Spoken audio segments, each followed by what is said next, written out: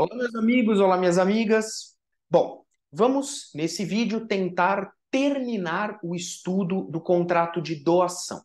Nós estamos analisando o tópico referente à revogação da doação, especificamente a revogação por ingratidão do donatário, tá? Então vamos ver se a gente consegue terminar esse estudo nesse vídeo, tá bom? Vamos lá. Iniciando o nosso compartilhamento. Pronto, paramos aqui, né? Agora, nós vamos analisar o artigo 563, ainda dentro do estudo da revogação por ingratidão do donatário.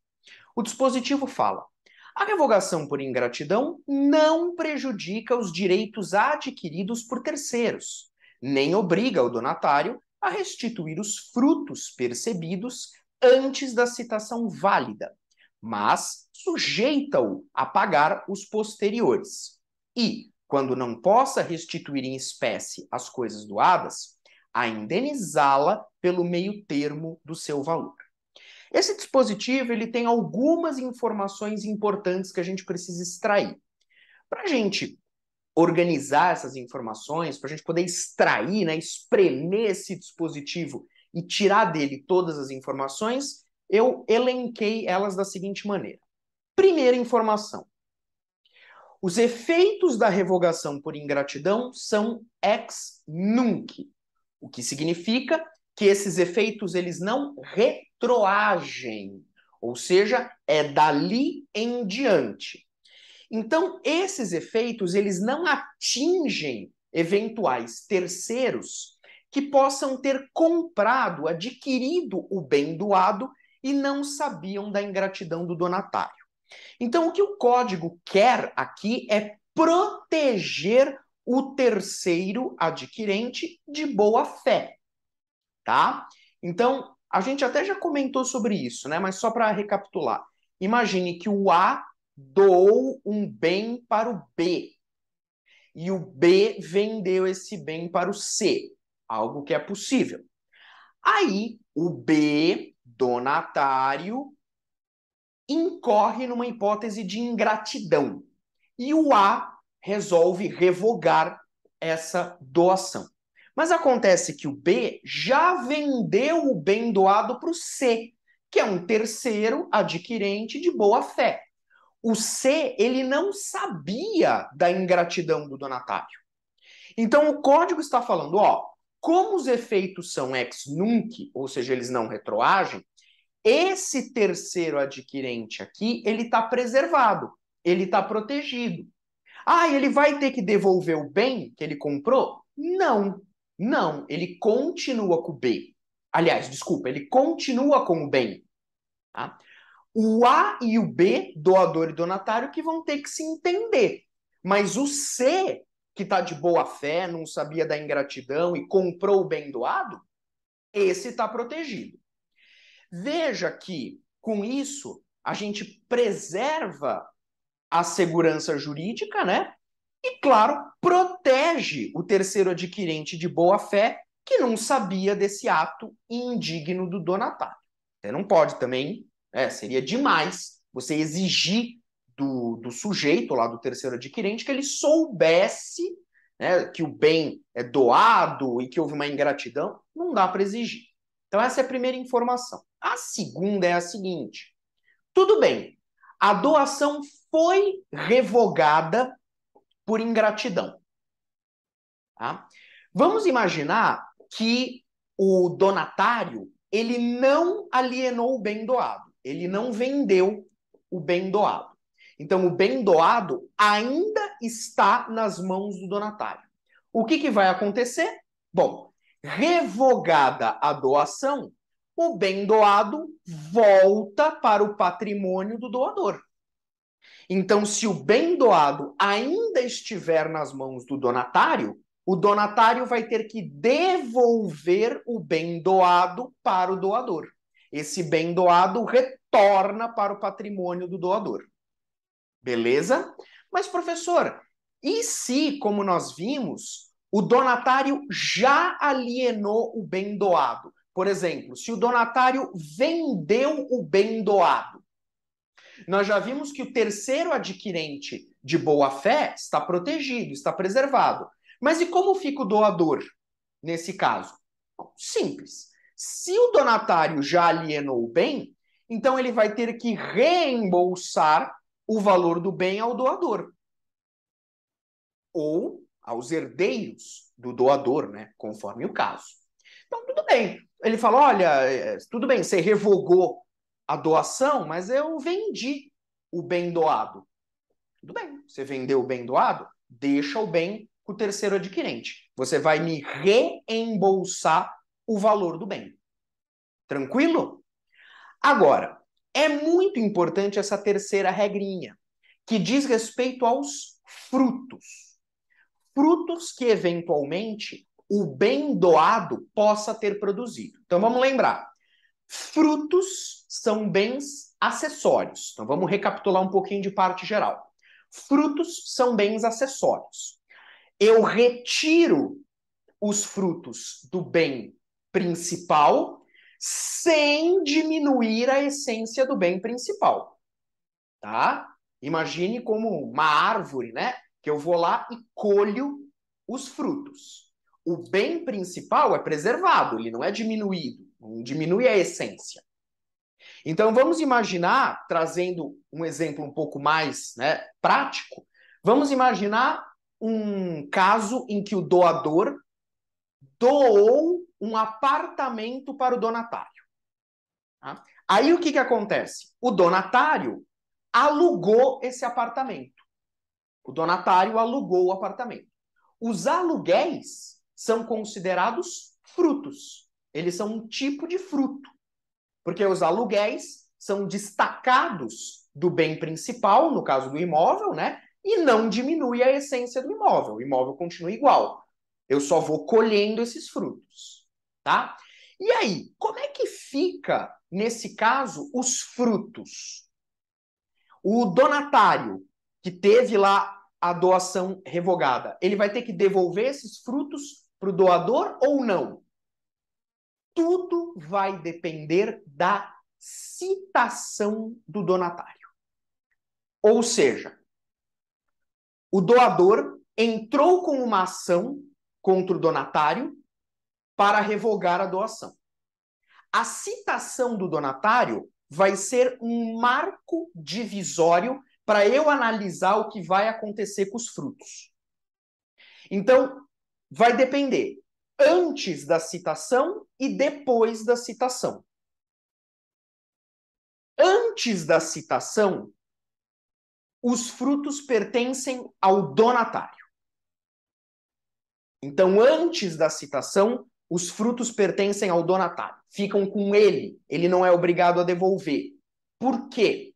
Porque eu vou presumir que o donatário, ele era possuidor de boa fé. Então, ele tem direito de ficar com esses frutos.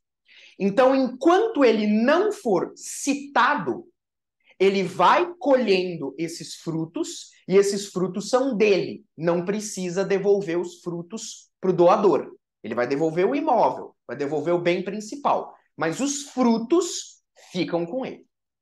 Agora, depois da citação, aí os frutos deverão ser devolvidos ao doador. Por isso que a citação do donatário é um marco divisório para eu analisar o que vai acontecer com os frutos. Antes da citação, os frutos ficam com o donatário. Então, dele, beleza. Depois da citação, o donatário tem que devolver os frutos ao doador. Tá? Cuidado com essa regrinha.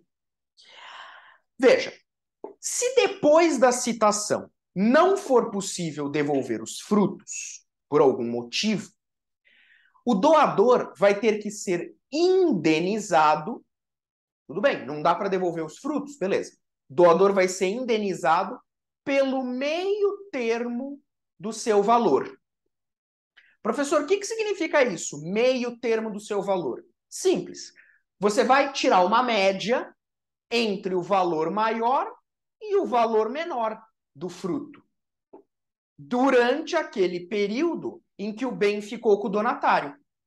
Então vai ter um cálculo, vai ter uma média entre o valor maior e o menor durante o período que o bem ficou com o donatário, e aí esse valor médio é que o donatário vai reembolsar o doador, vai indenizar o doador.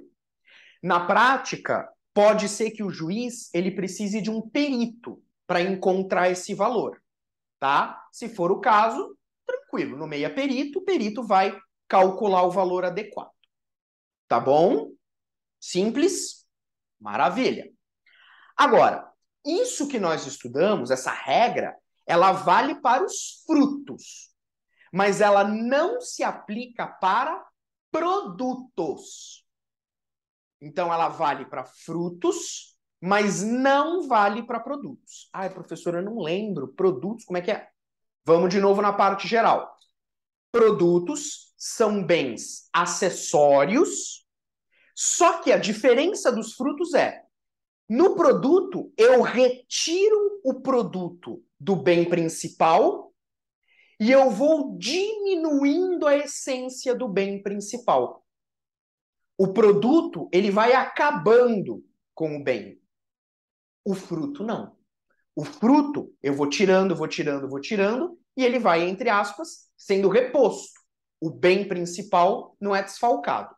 O produto é diferente. O produto, eu vou tirando, tirando, tirando, uma hora acaba. Então, o exemplo clássico da doutrina seria eu ficar retirando pepitas de ouro de uma mina. A mina seria o bem principal e o ouro seria o produto. Eu vou tirando, tirando, tirando, uma hora vai acabar. Então, a regra se aplica para frutos, mas não para produtos. Em relação a benfeitorias, a lei não fala nada. A lei não fala nada. O código é omisso. Benfeitorias, vamos de novo na parte geral. Benfeitorias são bens acessórios, mas que acabam sendo introduzidos no bem principal.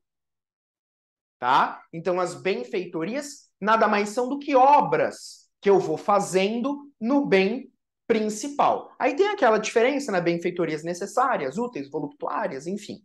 Mas o fato é que as benfeitorias também são bens acessórios, só que são bens que eu vou introduzindo no bem principal. São obras que eu vou fazendo no bem principal.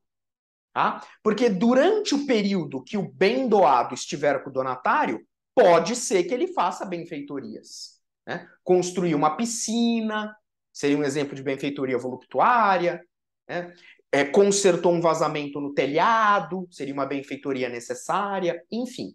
Aí, como o código é omisso, a doutrina sugere você aplicar para as benfeitorias a mesma regra dos frutos, fazendo uma analogia. Claro que benfeitoria não se confunde com fruto, né? Basicamente, o fruto eu tiro do bem principal e a benfeitoria eu introduzo no bem principal, tá? Mas, por analogia, a doutrina sugere aplicar a mesma regra dos frutos. Beleza? Maravilha. Bom, para fechar o estudo da revogação por ingratidão do donatário, você precisa conhecer o artigo 564, que prevê algumas espécies de doação que não podem ser revogadas por ingratidão. Então, não podem ser revogadas por ingratidão. Beleza? Então, tem que ter cuidado com esse artigo 564. Quais doações eu não posso revogar por ingratidão? Primeiro, as doações puramente remuneratórias.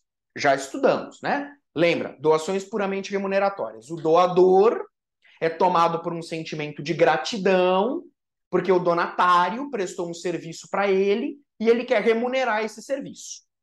É o exemplo lá que eu dei do médico que salva a vida da criança e o pai, muito agradecido, faz uma doação para ele. As doações puramente remuneratórias não se revogam por ingratidão. Porém, cuidado com isso. Você tem que se lembrar, e eu espero que você se lembre, que somente existe doação remuneratória na parte que exceder ao serviço prestado. Então, olha só, pensa, imagina que a cirurgia, o serviço, enfim, custaria 20 mil, tá? Custaria 20 mil. O doador fez uma doação de 40, tá? O serviço custaria 20 mil, mas o doador, em agradecimento, fez uma doação de 40. Só vai existir doação remuneratória na parte que exceder o valor do serviço. Ou seja, só existe doação remuneratória de 20 mil. Tá? Beleza? Então, o que o código fala? Você vai poder revogar a doação remuneratória na parte que exceder ao serviço prestado. Você vai poder fazer uma revogação parcial da doação. Porque, veja, a doação foi de 40. Só que como foi uma doação remuneratória e o serviço custava 20, no frigir dos ovos, a doação remuneratória só foi de 20 mil. É o que excedeu o valor do serviço. Tá? Então, a doação remuneratória foi de 20 mil. É sobre essa diferença, é sobre esses 20 mil, a parte que excede o serviço, essa eu posso revogar por ingratidão. Os outros 20 mil eu não posso. Tá? Então, cuidado com essa pegadinha aí de provas e concursos. Beleza? Então, vai ter essa revogação parcial. Aquilo que corresponde ao valor do serviço eu não revogo, o que exceder eu posso revogar por ingratidão. Segunda doação que eu não posso revogar por ingratidão são aquelas que já têm encargo cumprido. Então, doação com encargo. Doei um terreno para o sujeito construir um asilo no terreno. Aí o donatário vai e constrói o asilo, cumpre com o encargo. Nessa situação, não pode revogar. Não pode revogar por ingratidão. O encargo já foi cumprido. Essa prova cabe ao donatário. Então, imagine que numa doação modal, o encargo já foi cumprido, mas mesmo assim o doador entrou com uma ação contra o donatário buscando a revogação por ingratidão. O donatário vem na sua defesa e fala, não pode revogar porque eu cumpri o encargo. E apresenta a prova. A prova compete ao donatário. Provar que ele já cumpriu o encargo. Tá bom? Terceira espécie são aquelas doações que se fizerem em cumprimento de obrigação natural. Lembra da obrigação natural? Obrigação natural é aquela que não pode ser exigida, não tem exigibilidade. Está diretamente relacionada a uma questão de consciência, moral. Né? Seria, por exemplo, aí uma dívida prescrita. Dívida prescrita é obrigação natural. Não dá para cobrar a dívida prescrita. Né? Agora, uma vez paga a dívida, não pode pegar de volta. Então, veja, as obrigações naturais, elas são inexigíveis, realmente, porque estão relacionadas a um dever de consciência, tem um alcance moral. Agora, uma vez que eu cumpro a obrigação natural, eu não posso pegar de volta. Então, se eu tenho uma doação que foi feita em cumprimento de obrigação natural, não pode revogar por ingratidão. Pensa num exemplo de gorjetas, né? Ah, eu vou dar uma gorjeta boa para aquele garçom. Eu não sou obrigado a dar gorjeta. É uma obrigação natural, não sou obrigado. Mas eu dei. Fiz uma doação lá de uma gorjeta. Se o sujeito for ingrato, não pode pegar de volta. Tá? E por fim, doações feitas para determinado casamento. Essas também não pode revogar por ingratidão. Como nós já estudamos, são as tais doações propter nuptias, feitas em contemplação de determinado casamento. Já estudamos essa doação, né? Essa também não pode revogar por ingratidão. Beleza? Então, muito cuidado com essas doações que não podem ser revogadas por ingratidão do donatário. Bom? Pessoal, vamos só esticar um pouquinho o vídeo, mas aí eu termino o contrato de doação, tá? E aí no próximo vídeo a gente começa outro contrato. Eu disse para você que revogação de doação só por dois motivos. ingratidão, falamos bastante, e também eu posso revogar doação por inexecução de encargo, ou seja, descumprimento de encargo. Tá? Quando eu tiver uma doação modal, ou seja, aquela doação acompanhada de um encargo, este encargo, evidentemente, precisa ser cumprido pelo donatário. Exemplo, né? Doador doa um terreno para alguém para que nele seja construído um asilo, um hospital, uma creche, enfim. Tá? Se o donatário não cumpre com o encargo, eu tenho duas possibilidades. Tá? Então, agora vamos focar nessa doação com encargo. Se o donatário não cumpre o encargo, duas possibilidades. Primeira possibilidade, é possível exigir o cumprimento desse encargo em juízo. Eu posso exigir o cumprimento do encargo. Eu entro com uma ação para obrigar o donatário a cumprir com o encargo. Tá? Aí tem que entrar com uma ação no Poder Judiciário para buscar esse cumprimento forçado do encargo. Quem pode entrar com essa ação para exigir o cumprimento do encargo? Em primeiro lugar, o próprio doador, claro. O próprio doador tem legitimidade para isso, mas também um eventual terceiro beneficiado também é possível. Vai que aquele encargo beneficiaria um terceiro. Né? Esse terceiro também vai ter legitimidade para entrar com a ação exigindo o cumprimento do encargo. E, por fim, até mesmo o Ministério Público poderia entrar com essa ação naqueles casos em que o encargo for de interesse da sociedade. Se eu tiver um encargo com interesse social, interesse da sociedade, aquele encargo vai gerar, por exemplo, benefícios para toda a coletividade, isso atrai a legitimidade do Ministério Público para entrar com a ação, obrigando o donatário a cumprir com o encargo. Então, essa é a primeira possibilidade, exigir o cumprimento forçado do encargo. Agora, a segunda possibilidade é exatamente revogar a doação pelo descumprimento do encargo. Então, existe essa possibilidade. Vou revogar a doação por descumprimento do encargo. Nesse caso, também vai ser necessário entrar com uma ação no Poder Judiciário para revogar a doação. Só que aqui, atenção, essa ação só o doador pode entrar. Só o doador pode entrar. Né?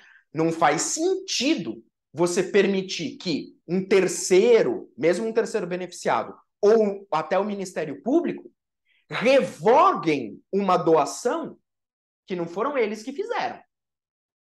Então, nessa segunda possibilidade, que eu vou entrar com uma ação para revogar a doação por inexecução do encargo, aí a legitimidade é só do doador.